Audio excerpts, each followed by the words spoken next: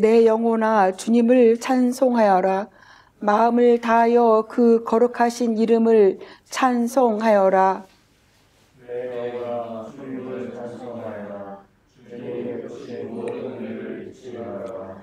주님은 너의 모든 죄를 용서해 주시는 분, 모든 병을 고쳐 주시는 분, 생명을 하늘에서 종려해 주시는 분, 사랑과 자유로 간장하여 주시는 분, 평생을 좋은 것으로 흡족히 채워 주시는 분, 내 젊음을 독수리처럼 늘 새롭게 해주시는 분이시다. 주님은 공의를 베푸시며 억누르는 모든 사람의 권리를 변호하신다. 모세에게 주님의 뜻을 알려주셨고 이스라엘 자손에게 주님의 행적들을 알려주셨다. 주님은 자유롭고 은혜로우시며 노하기를 더디하시며 사랑이 그지없으시다. 두고두고 꾸짖지 않으시며 노를 끝없이 품지 않으신다. 우리 죄를 지은 그대로 갚지 않으시고 우리 잘못을 저지른 그대로 갚지 않으신다. 하늘이 땅에서 높음같이 주님을 두려워하는 사람에게는 그 사랑도 크시다. 동이 사에서부터 온 것처럼 우리의 관용을 우리에게서 멀리 치우시며 부모가 자식을 가엾게 여기듯이 주님께서는 주님을 두려워하는 사람을 가엾게 여기신다. 주님께서는 우리가 어떻게 창조되었음을 알고 계시기 때문이에요. 우리가 한낱 필요를 알고 계시기 때문이다. 인생은 그날이 풀과 같고 피고지는 들꽃 같아. 바람 한번 지나가는 곳이서 우리 끝까지마저 알 수 없는 것이다. 그러나 주님을 경외하는 사람에게는 주님의 사랑이 영원에서 영원까지 이르고 주님의 의로우심은 자손 대대에 이를 것이다. 곧 주님의 명령을 지키고 주님의 법도를 기억하여 따르는 사람에게 이르노라.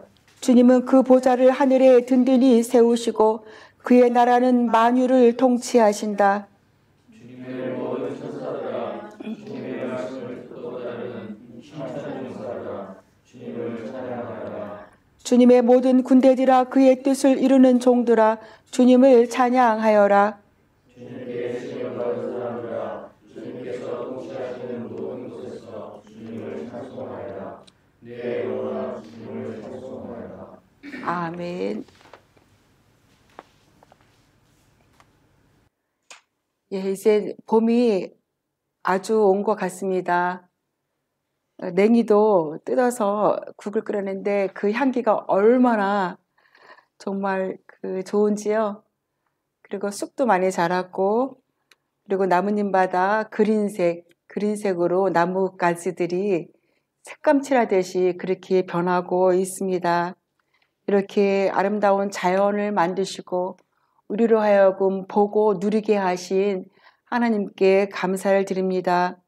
오늘 저희가 읽은 시편 103편 말씀도 얼마나 아름다운 주옥 같은 말씀들이 많이 있는지 하나님께서 가장 마음에 드는 게 각자 다르겠지만 모든 병을 고치시고 모든 것을 사하시고 우리에게 주시고자 하는 하나님의 자비와 은혜가 이 시편 103편 안에 가득 담아 있습니다. 근데 이것을 내 것으로 만들어서 나의 삶에서 즉 이 말씀이 실제로 이루어지도록 내 것으로 만드는 그러한 우리 성도님들이 되시길 축원합니다.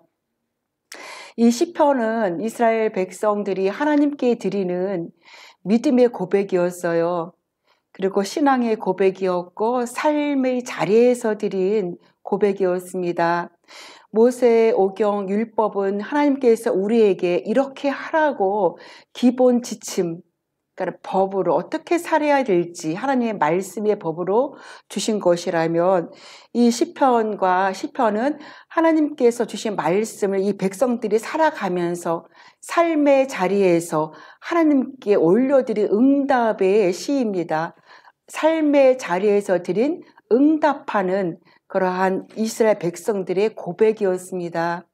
그래서 우리가 하나님을 믿는다 하면서 또 하나님께 나아가고 그렇게 하나님 열심히 찾고 하는데 그것이 바로 우리가 하나님께 드리는 하나님께서 우리에게 베풀어 주신 것들에 대한 응답, 그리고 하나님께서 우리에게 주시는 것들에 대한 대답, 그것이 바로 우리의 신앙이 아닌가 그런 생각이 듭니다. 오늘 본문에 그러한 그 시를 쓴 이스라엘 백성들은 이스라엘에서 노예로 살든 애굽에서 노예로 살든 노예였습니다. 그런데 애굽에서 탈출하여서 하나님께서 그들을 가나안 땅, 젖과 꿀이 흐르는 가나안 땅으로 그들을 인도하십니다. 근데 이스라엘 백성들이 이제 그 애굽에서 나와서 이스라엘 그 가나안 땅으로 가는 여정에서 보면은 그 광야에서의 삶이 있는데 그들은 참으로 하나님의 말씀을 굉장히 많이 듣지 않았고, 어떻게 다르게 표현을 한다면 하나님의 마음을 많이 속을 썩인 그러한 사건들이 많이 있었습니다.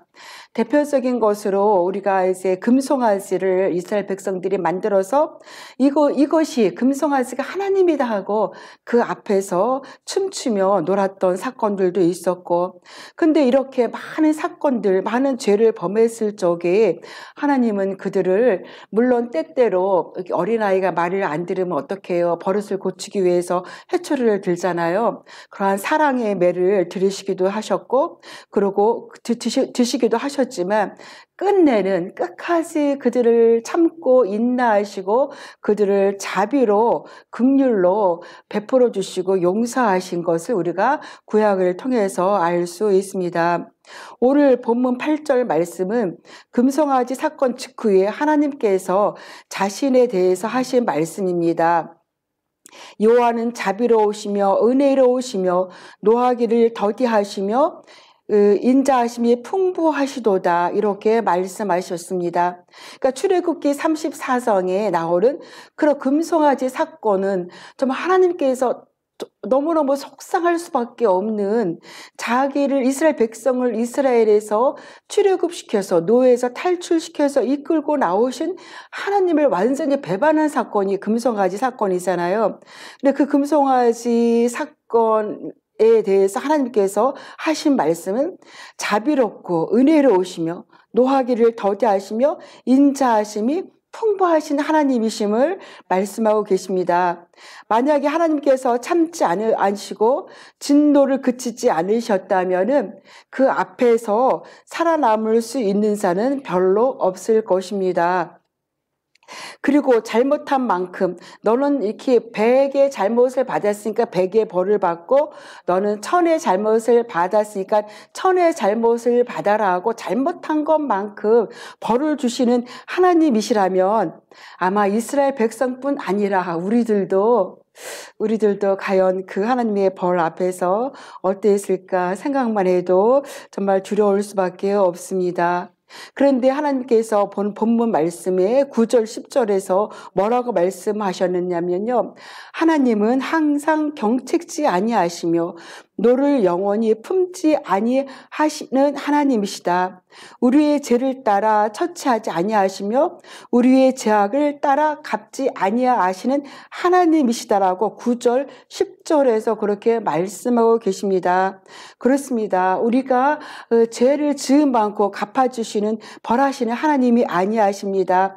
죄악을 따라 갚지 아니하시는 하나님이심을 우리가 알 수 있습니다. 그 모든 것에, 우리가 이 모든 말씀의 가장 절정은, 이 모든 것에 가장 하나님의 뜻이 깊게 명료하게 나타난 것이 바로 십자가 사건입니다. 그래서 이스라엘 백성들이 이제 그 광야에서 불뱀 사건이 있었을 적에 불뱀을 바라보는 자마다 취함을 얻었듯이, 지금 우리가 이 은혜의 시대에 와서는 십자가를 바라보는 모든 자에게 하나님께서 구원을 주십니다.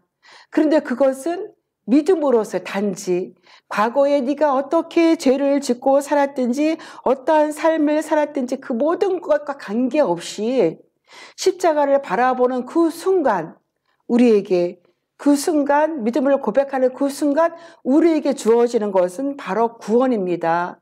우리에게 구원을 약속하셨고 그렇게 구원을 약속하신 그것을 이루신 것이 바로 십자가의 사건이었고 그 십자가는 그래서 하나님께서 우리에게 향하신 사랑의 증거다라고 그렇게 기록하고 계십니다.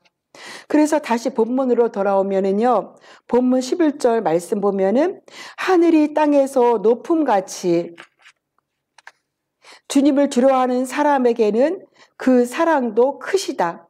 동이 서에서 먼 것처럼 우리의 반역을 우리에게서 멀리 치우시며 부모가 자식을 가엾게 여기듯이 주님께서는 주님을 두려워하는 사람을 가엾게 여기신다라고 말씀하셨습니다. 이 말씀은요, 하나님을 경외하는 자에게 인자하심을 베푸시겠다는 거예요. 이 인자하심은, 하나님의 인자하심은 끝이 없는 인자하심이에요. 끝이 없는 인자하심.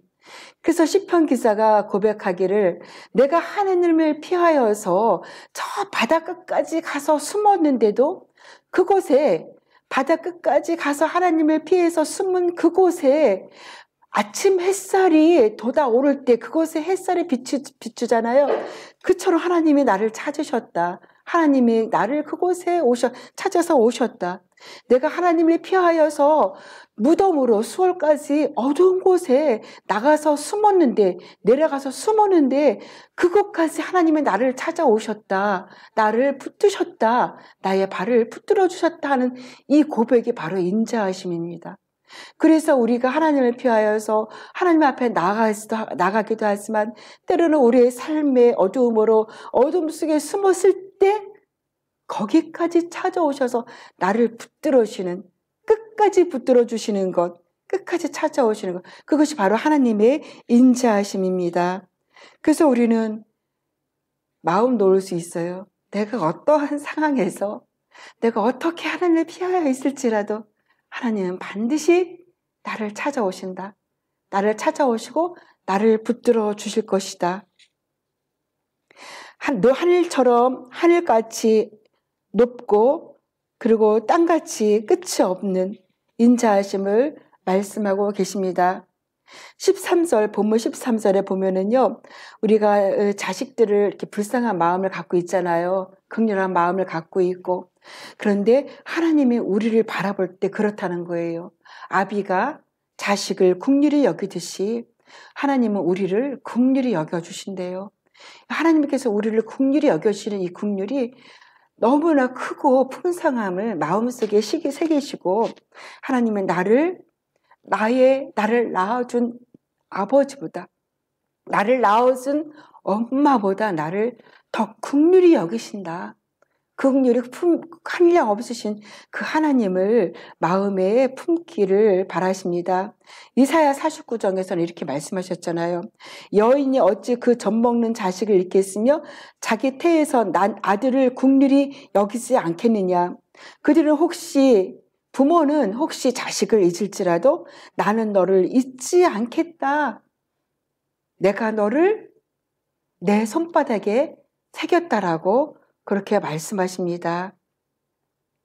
우리가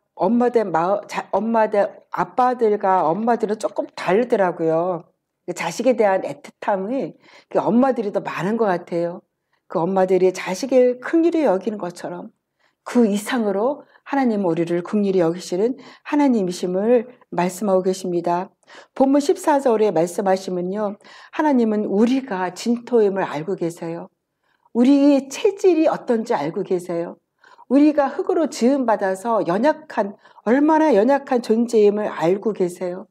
우리가 부딪히면 금가고 깨질 수밖에 없는 질그릇임을 그러한 체질을 갖고 있는 것이라는 것을 하나님은 알고 계세요. 그래서 우리를 더 긍휼히 여기시는 것 같습니다. 14절에 이는 저가 우리의 체질을 아시며 우리가 진토임을 아십니다. 기억하시고 계시다라고 말씀하고 계십니다. 진토는 흙과 먼지예요. 우리는 흙으로 지음받은 존재이고 얼마 안 있으면 우리는 다 흙으로 돌아갈 존재입니다. 그래서 더 우리를 불쌍히 긍휼히 여기시는 분이시기도 합니다. 그래서 우리는 흙으로 지음받은 존재이기 때문에 부딪히잖아요. 살아오면서 많은 사람들하고 이 사람하고 저 여러 부딪히면서 금이 가고 상처받고 또 내 안에서 나하고 부딪혀서 금이 가고 상처받을 게 없는 게 그게 사람이고 인간임을 우리는 인정을 할 수 있어요. 왜냐하면 우리의 본질이 우리의 체질이 흙으로 지음받았기 때문에. 그래서 내가 상처받았고 다치고 아프다. 그건 당연한 거다. 그럴 수 있다. 내가 왜 아프지? 내가 왜 이렇게 상처받아서 힘들지? 그렇게 생각할 이유가 하나도 없는 거예요. 본질이 그러한 사람들이기 때문에, 체질이 그러한 사람들이기 때문에 당연히 상처받은 거 그냥 당연하구나. 내 마음이 약해서 내가 하나님께서 그렇게 지으셨기 때문에 당연한 존재야. 지금 우리 딸이 웃고 있는데요. 당연한 존재야. 당연히. 그것 때문에 힘들어하지 마세요. 내가 왜 아프지? 그것 때문에 힘들어하지 마세요. 당연히 그럴 수 있는 존재예요.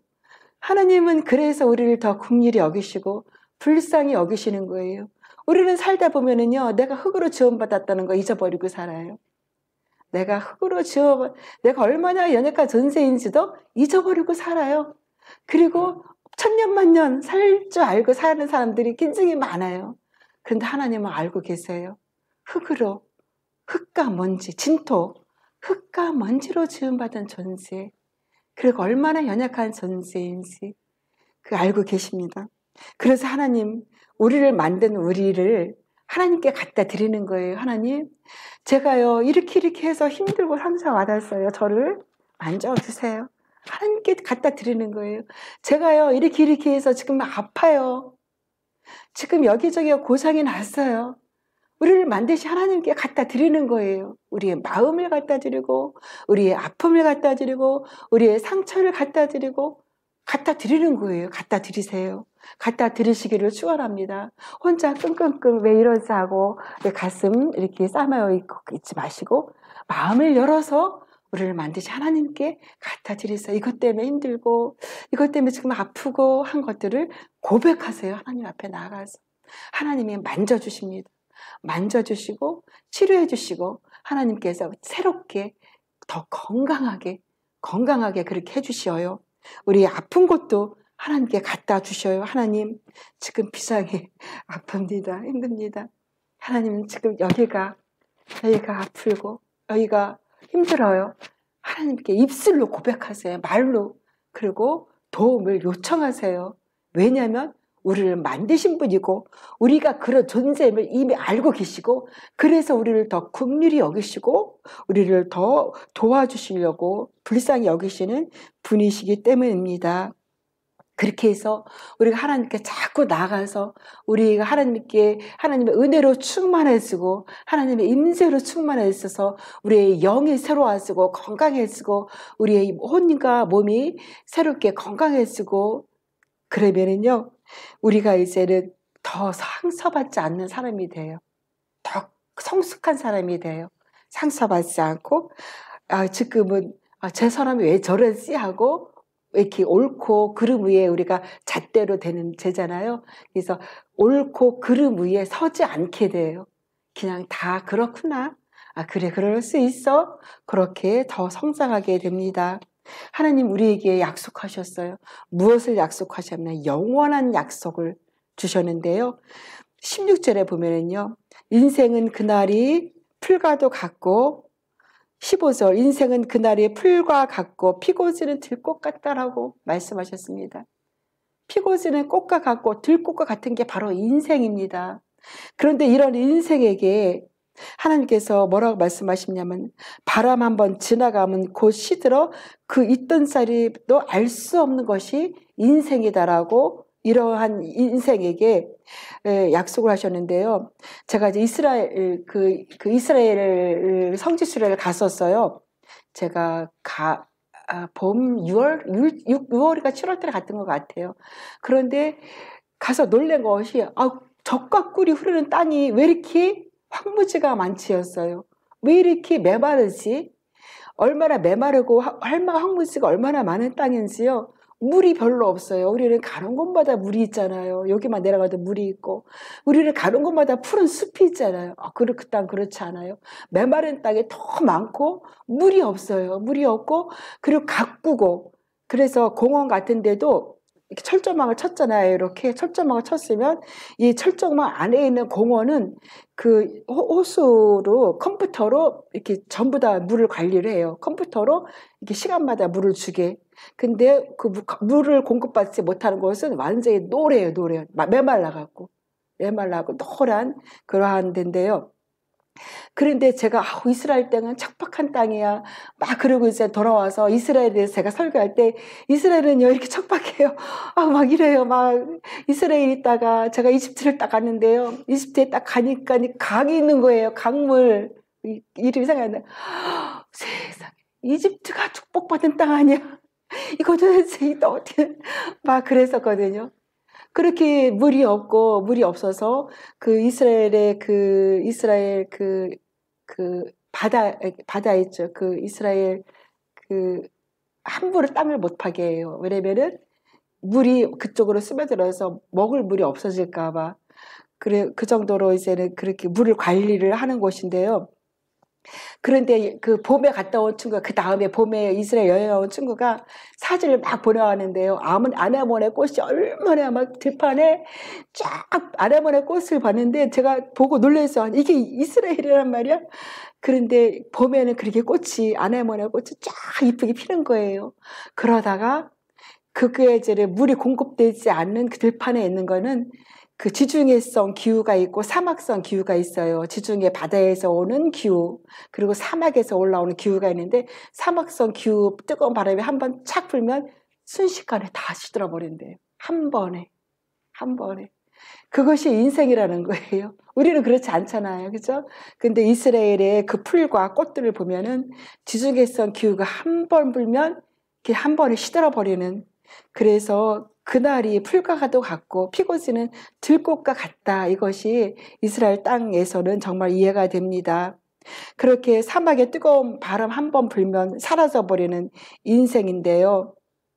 한 번 가고 나면 이제는 사라지는 이러한 인생에 하나님이 약속하신 게 있어요. 이러한 인생에 하나님이 약속하신 게 있는데요. 하나님의 인자하심이 영원부터 영원까지 이르겠다라고 말씀하셨고, 그리고 이 땅의 삶으로 끝나는 것이 아니라 영원한 본향을 말씀하셨고, 우리의 덧없는 인생의 소망을 말씀하셨습니다. 그리고 하나님의 그 소망과 그 우리에게 주신 약속의 말씀은 우리에게서 끝나는 것이 아니라 우리의 자녀들까지 갈 것이다. 우리의 자손들까지 미칠 것이다 라고 그렇게 말씀하고 계십니다. 그래서 17절에 보면은요, 주님을 경외하는 사람에게는 주님의 사랑이 영원에서 영원까지 이르고 주님의 의로우심은 자손 대대에 이룰 것이다 라고 말씀하셨고, 그리고 18, 19, 20, 21절에 쭉 이어서 하나님께서 우리에게 약속을 주셨습니다. 주님을 경외하는 자에게, 하나님을 경외하는 자에게 영원한 인자를 베풀어 주시겠다. 주님을 경외하는 자에게 자식을 긍휼히 여기듯이 그런 부모의 마음으로 긍휼을 베풀어 주시겠다. 그리고 여호와를 경외하는 자에게 영원한 것과 의로움이 우리에게만 베풀어 주시는 것이 아니라 자손 대대에 미칠 것을 약속하고 그렇게 계십니다. 그런데 그렇다면 우리가 여기서 주위에서 세울 기억해야 될 단어가 있는데요. 그것이 바로 뭐냐면 바로 경외함이에요. 경외함. 하나님을 경외한다는 것, 하나님을 두려운 마음으로 섬긴다는 것을 말합니다.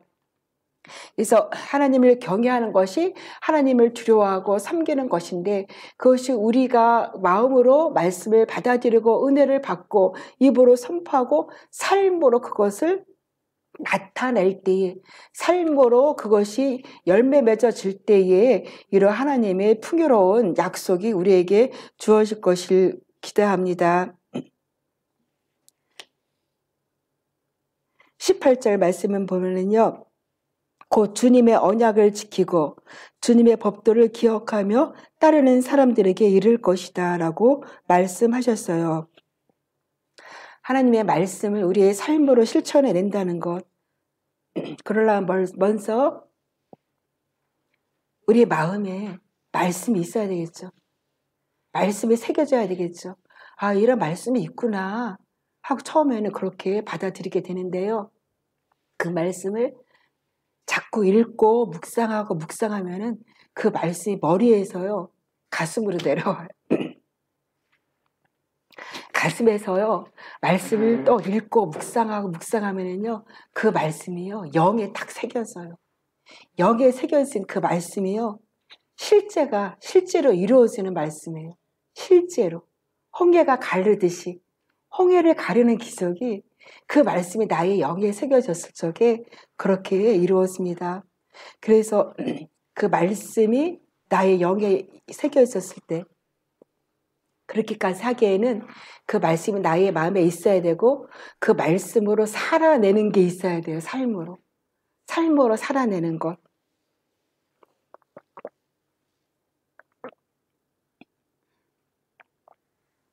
삶으로 살아내는 것. 그것이 있기를 축원합니다. 저희가 하나님께서 많은 은혜를 우리에게 베풀어 주셨어요. 너희가 받은 복을 한번 세워보아라라고 했거든요. 그 복을 한번 세워보면 정말 우리에게 많은 복을 주셨음을 알 수 있어요. 그런데 하나님께서는 우리에게 베풀어 주신 은혜에 하나님 우리가 응답하기를 원하셔요. 어떻게 해요? 감사합니다 하나님. 감사로 응답하기를 원하셔요. 하나님은 우리를 여태까지 오늘날까지 돌보아 주셨어요. 돌보아 주시고 그리고 돌보아 주신 것에 대해서 우리가 또 하나님 응답하시기를 원해요. 그 응답은 우리가 삶으로 실천해내는 것은요. 우리의 이웃을 돌봐주는 거예요. 우리의 연약한 자를 돌봐주는 것. 그것을 우리가 삶으로 응답하는 것이라 그렇게 여깁니다. 그래서 하나님께서 우리 사랑방 교회에 많은 복을 주셨어요. 많은 축복을 주시고 은혜를 많이 내려주셨습니다. 그것에 우리가 보답하기 위해서 미얀마에서 지금 어제도 사진을 봤는데요. 아기를 하얀 천으로 얼굴만 내놓고 감쌌어요. 아기들이 어제는 많이 죽은 것 같아요. 그래서 아무 죄 없이 이유 없이 군부의 독재로 탄압받고 거기에 항거하기 위해서 이렇게 총탄을 맞는 그래서 죽어가는 그 백성들 우리가 그 신문에 보도되는 것보다 훨씬 심각해요. 그래서 저희는 SNS 직접 봤거든요. 그곳에서 봤는데 훨씬 심각한데 저희가 1차로 200만 원을 이렇게 카페를 통해서 또 교회에서도 했고 성도님들도 하셔서 200만 원을 모아서 1차로 송금을 해서 100만 원은 미츠나의 교회로 100만 원은 양곤에 있는 YS의 목사님에게 보냈습니다. 그래서 미츠나에서 목사님은 그 일부를 떼어서 더 어려운 교회에 주셨대요. 그리고 남은 거 가지고 쌀, 식용유 그리고 소금을 많이 사갖고 어려운 이웃들에게 쌀자루를 막 나누어주는 사진을 저희에게 보내주셨어요. 그래서 저희가 2차로 140만 원을 또 2, 3일 전에 보냈어요. 근데 어제 받았다고 연락이 왔어요. 받았는데 이제는 그 SNS로 이렇게 다른 나라에 전송하는 것을 통제하기 위해서 인터넷 있는지 와이파이 있는 집들을 수색하고 그리고 잡고 막 이렇게 또 그것도 막 검사를 한대요.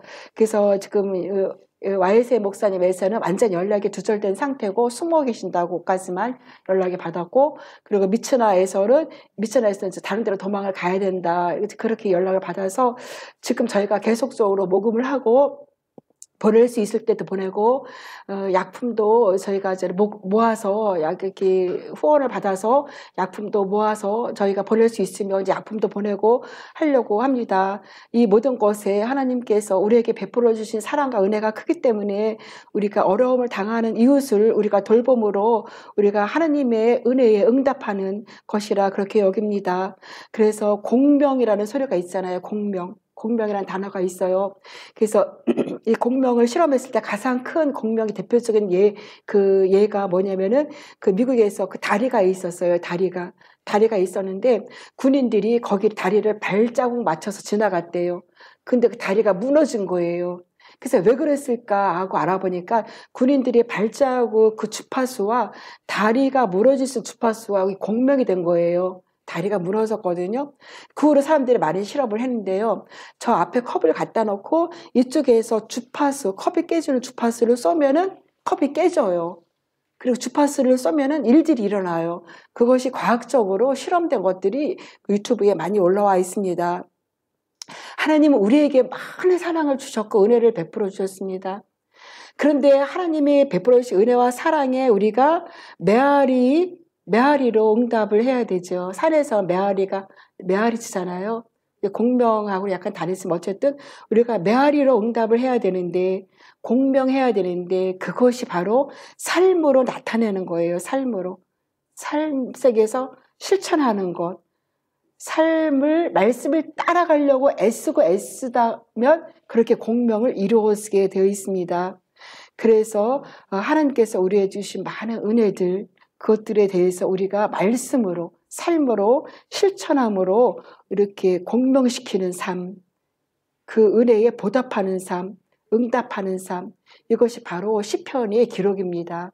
시편은 시편 속에 보면은 굉장히 큰 고난이 있고요. 아픔이 있어요. 슬픔이 있어요. 시편 안에. 그리고 막 처절한 울부짖음이 시편 안에 있어요. 죽음이 있어요. 그런데 시편에는 하나님이 그러한 인생들에게 베풀어 주신 하나님의 구원의 은혜가 있어요. 하나님의 베풀어 주신 사랑이 있어요. 하나님이 베풀어 주신 응답이 있고 하나님이 베풀어 주신 은혜와 하나님이 주시는 많은 축복의 열매들이 또 시편 안에 있어요. 이것을 이 이스라엘 백성들이 말로 삶으로 응답한 것, 메아리친 것, 이것이 바로 시편의 기록이고요. 우리도 각자의 삶의 현장에서 그렇게 말로 하나님께 응답하고 삶으로 응답하는 우리 사랑방 교회 교우들 다 되길 축원합니다. 17절, 18절 읽고 마치겠습니다.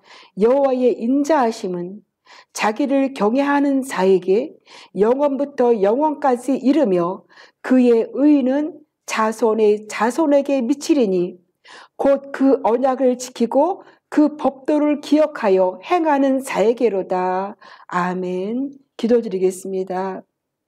하나님, 봄이 오니 메마른 가지에 파란 싹들이 올라오고 잎들이 올라오고, 그래서 마치 그림을 그리는 것 같이 아름다운 그러한 엘림 마을로 점점 변하고 있습니다.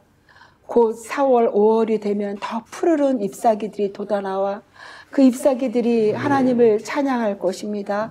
하나님, 우리의 삶도 지금은 메마른 것 같지만 하나님 다시 솟아오를 그러한 잎새들과 그러한 열매들을 기대하면서 하나님께 응답하는, 하나님께 감사로 응답하는, 삶으로 응답하는, 그렇게 하나님의 말씀에 메아리치는 그러한 삶으로 살아갈 수 있도록 축복하여 주옵소서.